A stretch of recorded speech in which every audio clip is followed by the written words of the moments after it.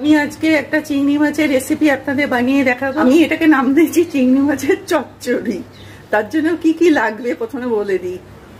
পেঁয়াজ, টমেটো, আলু এগুলো কেটে রেখেছি। যে আলু ঝিরিঝিরি করে কেটে রেখেছি, টমেটো কুচিয়ে রেখেছি, পেঁয়াজও ঝিরিঝিরি করে কেটে রেখেছি, আর এটা আদা রসুনের পেস্ট।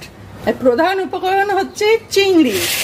পাঁচফোড়ন দিলাম, পেঁয়াজ দিলাম,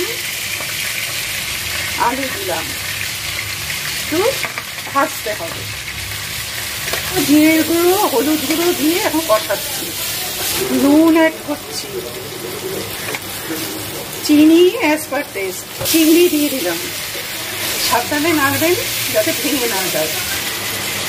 অল্প জল দিয়ে দিলাম। এবার বেশি সেদ্ধ করবেন না, তাহলে চিংড়ি শক্ত। গরম মশলা অ্যাড করলেই আমার রান্না